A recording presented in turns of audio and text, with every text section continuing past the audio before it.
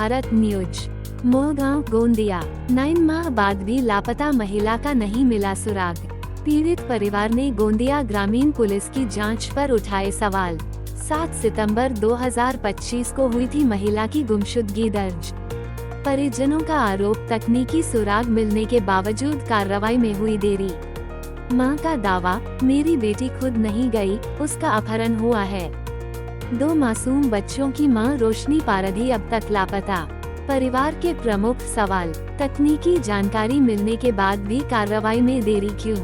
क्या मामले की सभी पहलुओं से जांच की जा रही है? 9 माह बाद भी महिला का पता क्यों नहीं चल पाया? रिपोर्टर मुकेश बोपचे, तिरोडा, गोंदिया। पीड़ित परिवार द्वारा लगाए गए आरोपों एवं उपलब्ध दस्तावेजों पर आधारित है। मामले की जांच संबंधित पुलिस विभाग द्वारा की जा रही है। पुलिस का पक्ष प्राप्त होने पर उसे भी प्रमुखता से प्रकाशित किया जाएगा। सवाल न्याय का है, जवाब जांच से मिलेगा। आली होती तर रातभर संध्याकाळी आली आणि रात्री राहिली आणि 11 11:30 वाजताच्या दरम्यान तो सकाळी का सायंकाळी? सायंकाळी हा. 7 तारखेला आली. हो. तर 7 तारखेच्या सायंकाळी 11 वाजता रात्रीला मग झोपलो सगळेजण. मग त्याच्यावर ते कुठं गेली, का गेली, आम्ही झोपीमध्येच होतो, ते गायब झाली. मग गायब झाली तर तिकडे पाहिलं दिसलीच नाही. मग त्यानंतर तुम्ही काय केलं? तुमची पोरगी मग- घराच्या बाहेर गेल्यानंतर तुम्हाला माहिती आहे का तुमची पोरगी स्वतःहून गेली का कोणी उचलून नेला? नाही, स्वतःहून नाही गेली. आता कोणी उचलून नेऊ शकते म्हणजे आता. तुम्हाला म्हणायचं तुमची पोरगी तुमच्या घरून चोरी झाली. चोरी तुमची मुलगी ज्या दिवशी तुमच्या गावी आली, मुलगी तिला लग्न झालंय, लग्न व्हायला किती वर्षाची आहे? नाही, जी लग्न झाला आता 2 नातू आहेत. एक 4 सालाचा आहे, एक 6 सालाचा आहे. तुमची मुलगी विवाहित आहे. रात्री हो. 11 वाजता तुमच्या घरून गायब झाली. कोण हो. उचलून नेला, खुसरा पडाली याची आता तुम्हाला हा काही माहित काही नाही? माहित नाही. उचलून नेला का झोपीमध्ये का झाला का नाही मला माहित नाही. दिलीप पारदी, दिलीप देवलाल पारदी, कुठे राहते तुम्ही? कुठे राहता? गोमाटोला. मी मोहगाव. तुमची ते मुलगी आहे. हो, ठीक नाही. दिला कुठं होता? गोमाटोले. कुठून गायब झाली? माझ्या मोहगावला गावाले आले होते सगळेजण. गणपतीसाठी? नाही जी, असेच आले होते मुलाखत, नागपूर ना मुलाखत करून म्हणून आले होते. तर रात्रभर राहिले, फक्त सायंकाळी आले ना, बस जेवणा खावणं 7 वाजता आले आणि जेवणा खावणं केले ना. दरम्यान 8 तारखेला यांच्या घरून गायब झाली. कोणी चोरून नेला, उचलून नेला, याबद्दल तुम्हाला प्रकरणाची काय माहिती आहे सांगा?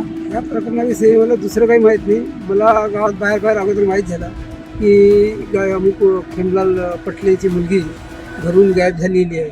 ही म्हणजे गावात जशी वार्ता पसरली अशी माहीत झाली. तर ह्या लोकांनी मला आपलं मदती करावी म्हणून काही म्हणून माझेच संपर्क साधला. तर म्हटलं बाबा आपल्याला पोलीस स्टेशन वगैरे जायचं आहे. तर मी यांच्या मदतीकरिता पोलीस स्टेशनला आलो. पोलीस स्टेशनला आल्यानंतर नागदेव साहेब वगैरे जे काही आपले आहेत त्यांना विचारलं की कसं काय बाबा, कारण की त्यांची मुलगी गायब झालेली आहे. तर म्हणजे ती 18 वर्षाची आहे, आम्ही काही करू शकत नाही. तर मला घरून असे एखादे प्रकरण झालं तर 18 वर्षात झालं काही करता येते का? मग मी यांना हेही सांगितलं की याच्यानंतर एक प्रकरण माझ्या गावात झाला होता आणि त्या प्रकरणामध्ये तसंच झालं होतं.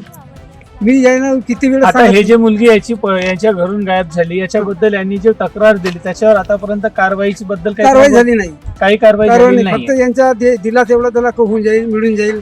त्यांनी माझ्यासमोर एवढं सांगितलं होतं की आम्ही ज्या मुलाला ना मुलीला आम्ही शोधत आहोत, ती मुलगी ते आता शोध करून आतापर्यंत काही कम्युनिकेशन करून झालं का? यांनी माझ्या सांगितलं. आतापर्यंत कम्युनिकेशन झालं का? तुम्ही काही शोध बोलला का? मला यात समाधान काहीच नाही झालं. हे आमच्या सोबत ठीक आहे. आता पहा, या कार्यक्रम ह्या जे कार्यालयीन काम आहे याच्यात विलंब होत आहे आणि रोज या गोष्टी विलंब होत असून यंत्रणा इतकी स्ट्रॉंग असल्यावर सुद्धा एका आरोपीला पकडण्यास पोलीस स्टेशन गोंदिया ग्रामीण पोलीस असक्षम. संबंधित कार्यालयात या गोष्टीची तक्रार दिली असताना गुमशुदा रिपोर्ट दर्ज करण्यात आली आणि मुलीला 9 महिन्यापेक्षा जास्त कालावधी लोटल्यानंतरही ती मुलगी तुम्हाला मिळाली नाही. जिवंत नाही. किंवा मृत झाली याच्या कोणताही काहीच नाही. दखल या पोलीस स्टेशन मार्फत करण्यात आली नाही. बार पोलीस आणि आम्ही या ठिकाणी या गोष्टीची कारवाई दखल करत घेण्याकरता यावं.